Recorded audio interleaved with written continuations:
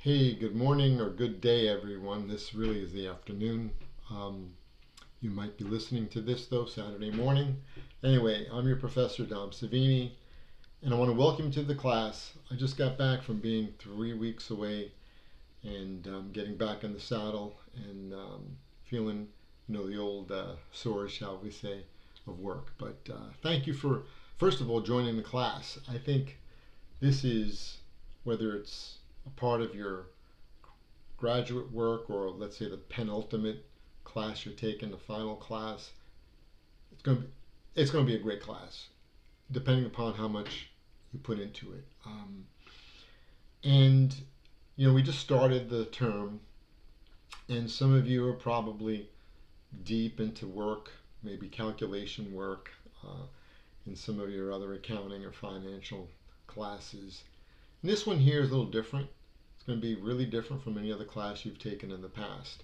Why? Because the way Professor Smith expertly crafted this class, this really is a class about finding out who you are, okay? Um, it's going to be uncomfortable for some of you. And if it's not uncomfortable, you're not really doing it correctly, okay?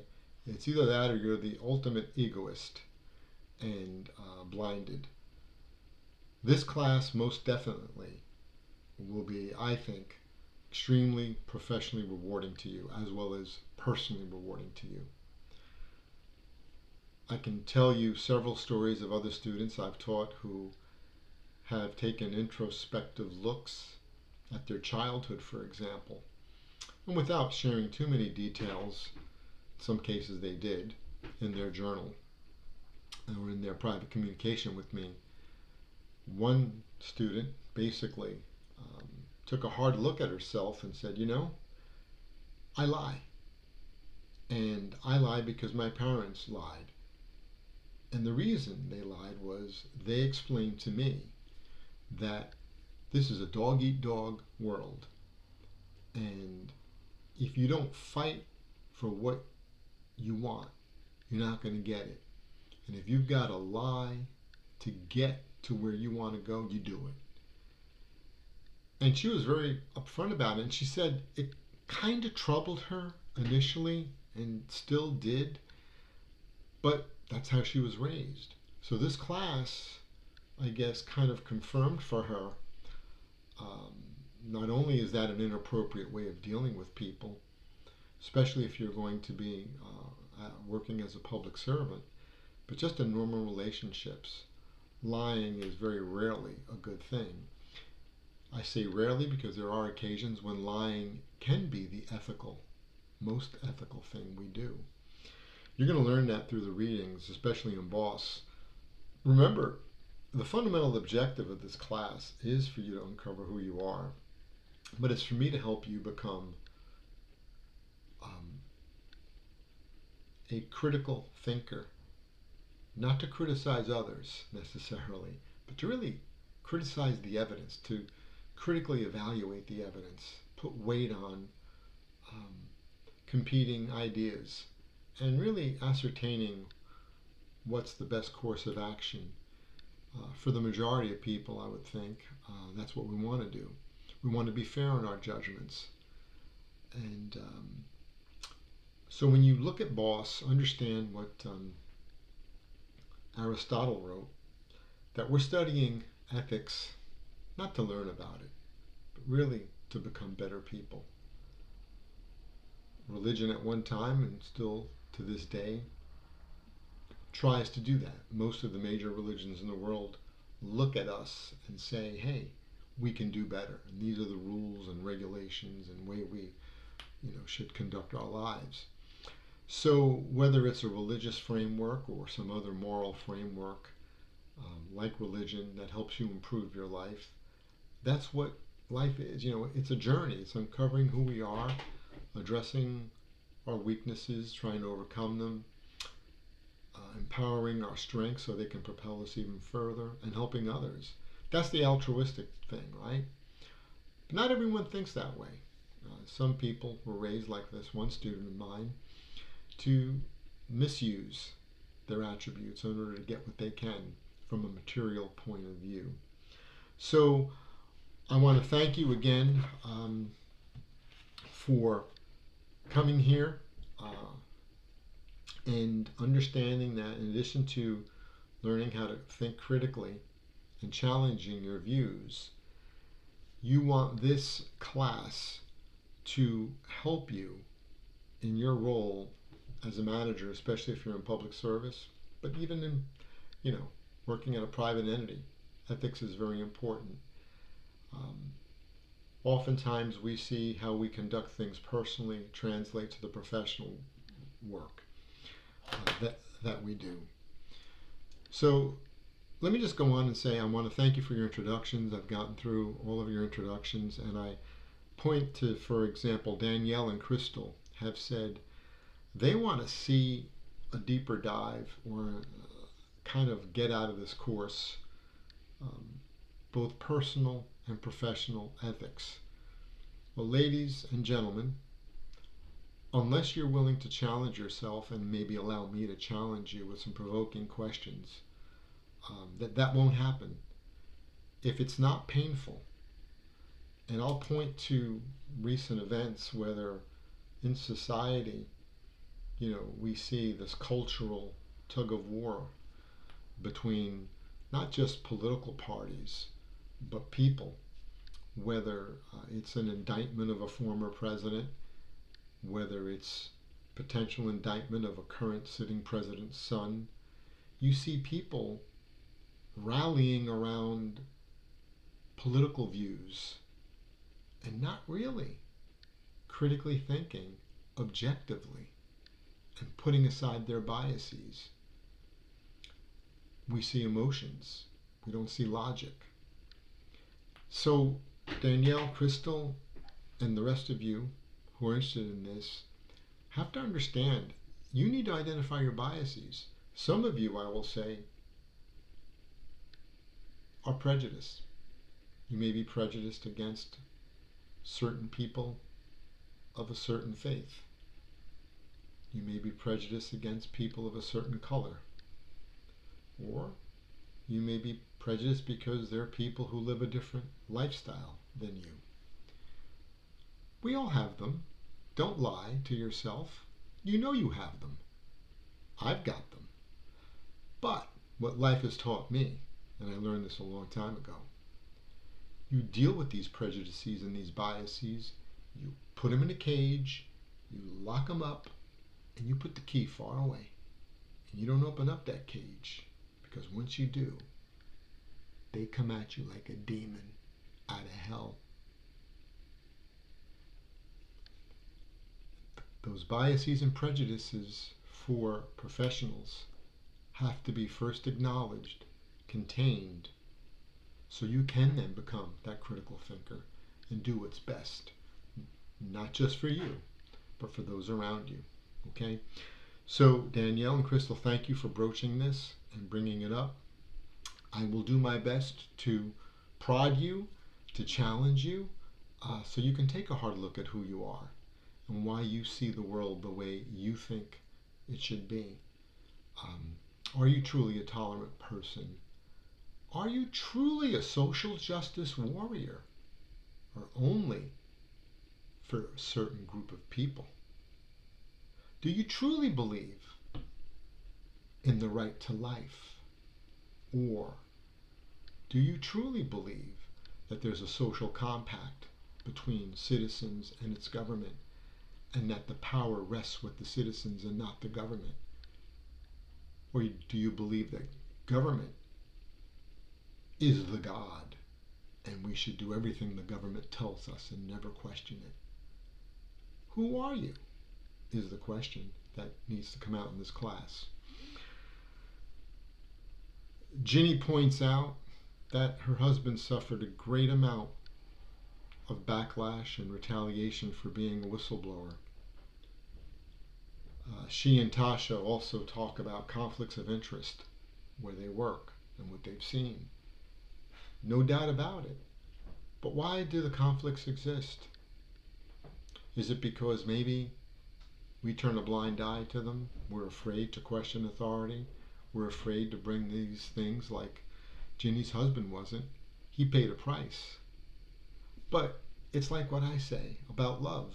When people said in the 60s, love is free, they were wrong. Love's not free. Love comes with a price, and it hurts. Half the time, love demands a sacrifice, forgiveness sometimes, tolerance, patience, kindness. Yeah, love is free. There's no free love.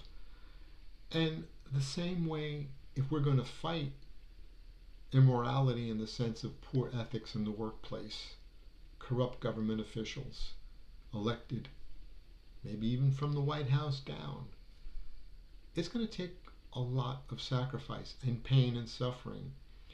And if you're not willing to endure that pain or suffering, you can't be the change agent. As a matter of fact, you may become part of the problem. You may become part of that bureaucracy, that entrenchment that protects the bad bully that's out there doing bad things. The bully today is no longer a middle-aged, overweight, balding white male. That bully today looks like you.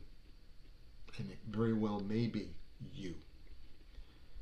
Are you possibly also a wolf in sheep's clothing taking this class? You know, the psychiatrists, not psychiatrists, the psychologists, behavioral psychologists tell us in the United States, 4% of the population are sociopathic. No compassion, no feelings.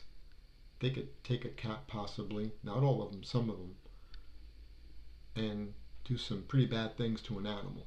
Okay? I don't even want to go there. I love animals. No feeling. 1 out of 25 of you, so maybe 1 out of this entire class, can be put in that sociopathic category, not having compassion, not having emotion, being, kind of like, again, that wolf in sheep's clothing, the unethical person. If we have only 4% of the population without feeling or compassion, that means 96% of us have compassion and feeling. Then why is the world so screwed up? Why is our country so messed up? Think about it. Because maybe we've learned to turn those things off. Compassion for your neighbor, the homeless, the person who's been discriminated against for whatever reason. We turn those off. Well, my friends, if we can turn those off, we can certainly turn them on again, right? This class is going to try to help you to turn that compassion switch back on and maybe amp it up with some good hormone therapy, right? Maybe some good pea protein powder. Not steroids. We don't want to go the artificial way, right? So, when you talk about this harmful cycle that's undermining ethics, personally, I agree with you, but I think it's a culture of silence. Unlike what Ginny's husband did, when most of us see wrongdoing, we walk right away from it. We don't want to get involved. We might not even report it. That's part of the problem. We need to just not become whistleblowers. By that time, it's probably too late. We need to become what Frank Serpico says, lamp lighters. We need to hold that lamp out when it's dark so we can see where the burglars are hiding, where the muggers are hiding, where the rapists are hiding, so they can be found out, because they're certainly hiding in the darkness. So before you even get to the point of being a whistleblower, which is the last resort, be a lamplighter. Shed light on bad practices where you work. You can do it diplomatically. You can do it tactfully. And those are some of the things we'll talk about. Okay? So, Gwen, yeah, maybe, but we're part of that problem. Okay? Tamia gives us a really good, and I believe her name's pronounced Tamia. Maybe it's Tamia, but I think I like Tamia. But anyway, if I mispronounce your names, let me know. Sports. Outstanding. She tells us before a soccer game you go over some of the basic rules, right? No biting, no kicking, you're not a Mike Tyson. You ain't going to be biting off Evander Holyfield's ear, right? You shouldn't be doing that, right? During a game. Those are great.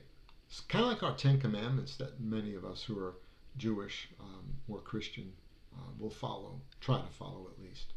You know, um, those constant reminders are a positive thing, and that too, psychologists tell us that as a reminder every morning before work, you go through your code of conduct, right? It's a check. It kind of recenters you, okay? Um, so it's a tool that we can use. At the end of the day, you can do the same thing. Take the code of conduct out, take out those 10 commandments and say, hey, which ones did I break? Oop, I messed that one up. It's okay. At least you have an accountability going on. Most of us don't do that. We're so, subjective in our ethics. We float from one model to another, all depending on how we feel and what misbehavior or sin we want to commit. I can rationalize cheating on my wife quite easily, okay? Many of you who are married can figure that one out. Some of you who are divorced understand it. Yeah, we can rationalize any behavior. You can rationalize murder, okay? I often say my life got a lot better the day I ruled murder out as an option. Once I realized murder was a bad way to go, life got real easy for me, took that right out of that ethical framework. But these are the things, we're going to start talking about. And I know some of it's very personal, so you might not want to post about those things. We can talk about them over the phone. And look, I'm not an expert, but I've lived long enough. I've worked long enough in government. I've seen a lot of corruption in government. And from bribes to kickbacks, FBI investigations, child pornography. I've been there. And I'm telling you, it's nasty. It's dirty. What you see some of our colleagues doing and getting away with, okay? And some of them becoming quite, let's say, wealthy over some of this stuff. But we're part of the problem. Plato once said, a country is a reflection of its people. So we can complain all we want about corrupt politicians, but who put them in there? You and me. We voted for them. Why? Because we're good Democrats and we're going to vote the Democrat party line. Or we're good conservative Republicans. We're going to just walk down that list and vote for those on our side. That's not being a critical thinker. That's not even being a good citizen. You're an American citizen. You're not a Republican or a Democrat first. You're a citizen. And as a public servant, you have to understand those biases have to be also expelled from your day to day, okay? So, it makes me wonder about Kristen too. She once worked at the CIA IG's office, and she saw some things I'm sure she may not be able to even share with us that kind of led her to leave federal government and work on the outside. That's a shame because she knows, like I know, just because you're an auditor in government working for the IG, that doesn't mean corruption doesn't exist even in the IG shop. Matter of fact, sad reality is when the IG says see something, if you see something, report it to us, you might not want to do it. Because once you do, there's a target on your back. And guess who's the first one aiming to hit you? It's the IG themselves. Professor Dom, how can you be telling us this? Because it's the truth. It's reality. We'll talk more about what do you do when you find an unethical person or situation or transaction happening. There's no easy answer, okay? One of the options is do nothing, which most of us tend to do. Another option is go to the IG. Now, some of you are going to say most of the IGs are honest and ethical. Yeah, I would want to believe that. But understand that unless the IG reports directly to, let's say, your city hall, council, Congress at the federal level, if they have a reporting relationship to anyone other than, let's say, the jurisdictional, legislative, shall I say, body, if they're reporting to an elected official, um, they're nothing more than an administrative arm. If their budget comes from that chief executive officer or that mayor, how independent can the IG really be? So, again, uh, Kristen pointed it out, and it's a sad reality. You know, even the IGs, you have to be very careful. What tone do they have? What role do they have in fighting corruption um, and maintaining positive ethical values? Again, I think most of them are probably working on the right side, but doesn't mean they're all pure and pristine. Juno and Megan talk about personal and professional ethics, and I believe their discussion was kind of like, how do you merge the two? Should the two be merged? How do they interplay? You know, I go back to 1990s Bill Clinton, Monica Lewinsky. You know, he was convicted ultimately of lying about that adulterous affair that he had, the cover up. He was stripped of his uh, bar license from Arkansas. I believe it was the state of Arkansas took his license away. But yet, as a president, especially in his second term, he did very well. He brought welfare to work. He basically said, look, if you don't work, you ain't going to be getting welfare for the rest of your life. Made great reforms there. Brought in a religious tolerance act saying, look, it's okay to bring a Bible to work. It's okay to have a crucifix or cross on your wall in the office. He did some pretty radical things, uh, especially coming from the party he came from.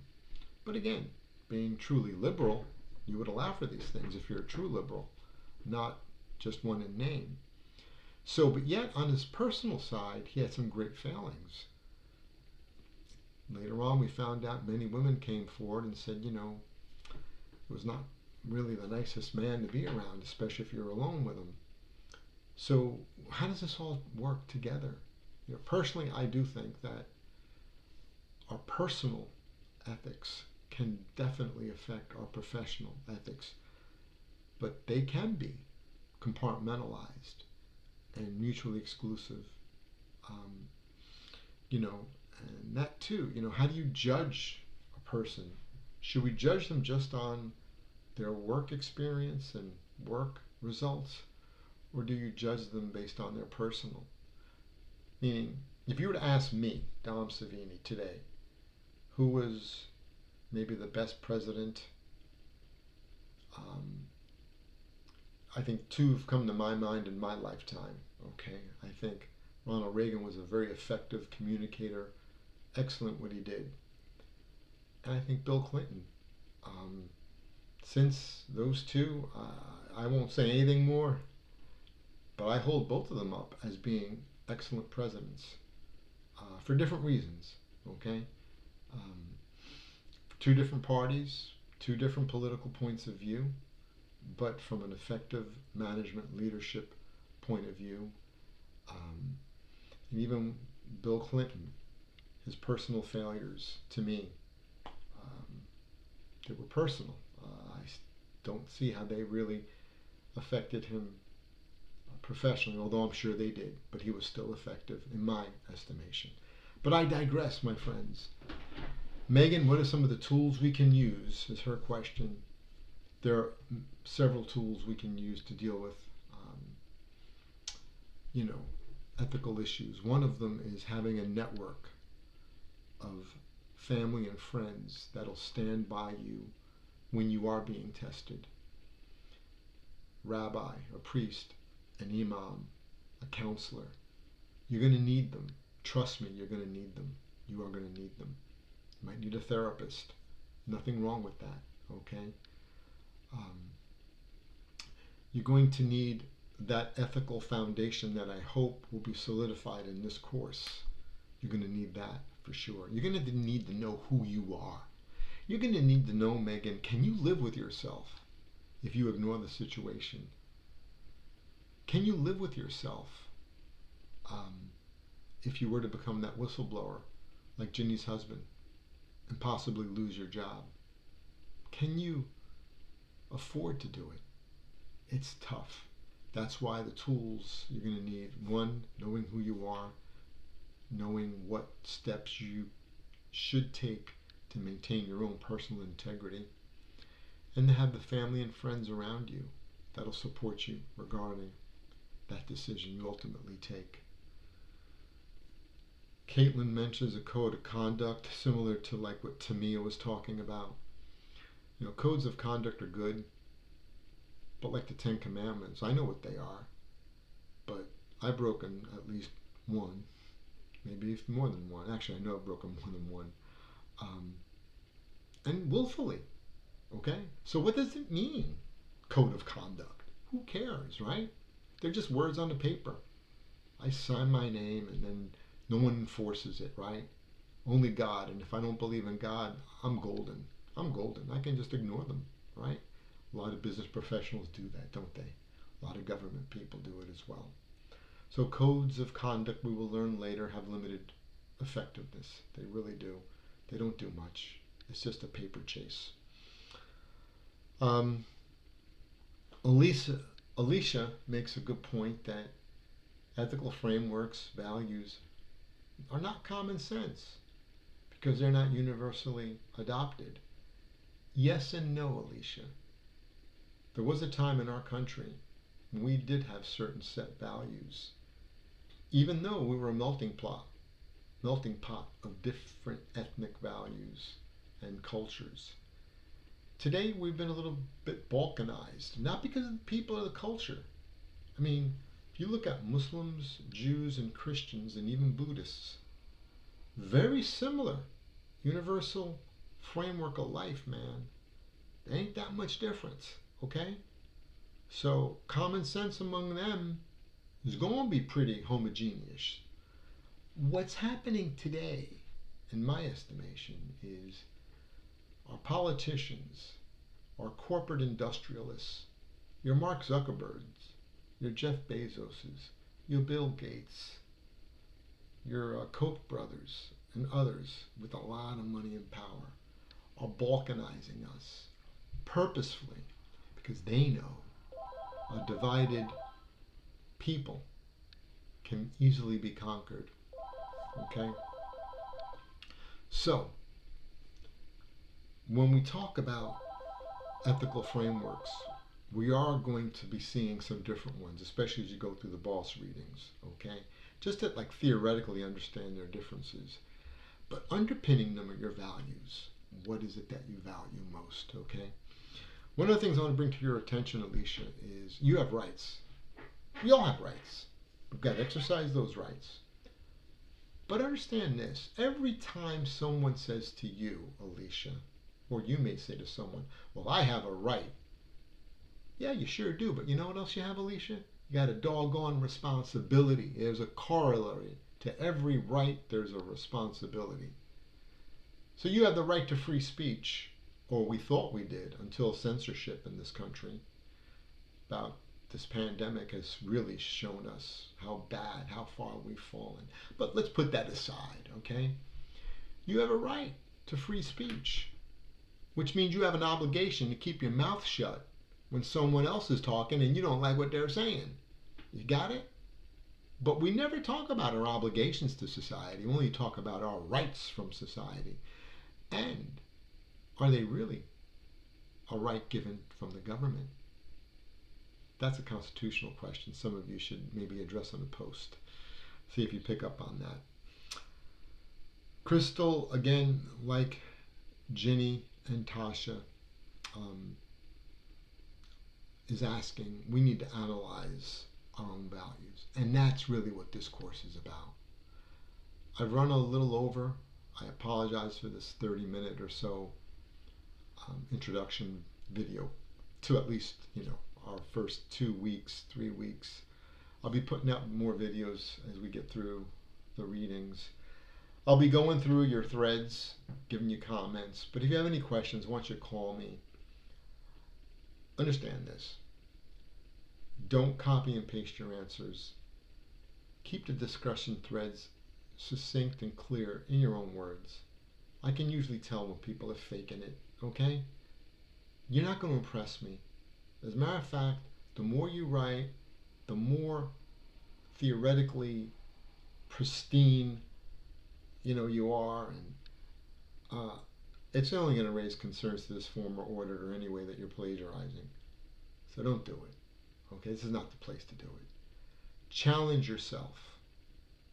Challenge yourself. And let me just leave you with this one last tidbit of advice. What do the first 2 letters of the word mediocrity spell? That's right, they spell me. If you want to break out of your mediocrity, you've got to step out of your me. And how do you step out of your me? Quite easily, you just step out. You leave your me behind you. Okay? Leave your mediocrity behind you. What is your mediocrity? You know what it is. Your prejudice, your bias, your hatred for certain people who do certain things. Step out of your me. You want to succeed in life? Understand what's holding you in bondage. Understand those demons that we talked about. Those things that keep your mind from really being a critical thinker. Step out of your mediocrity and you'll achieve success. Enjoy this course. Be challenged in this course. And if it ain't hurting, you're not getting your money's worth. And Professor Dom likes making sure you get your money's worth. Okay? I'm not doing this for the money. I'm doing this for you because you impact the profession I love. With that, ciao and arrivederla, as we say in Italian. Until next week. Bingo.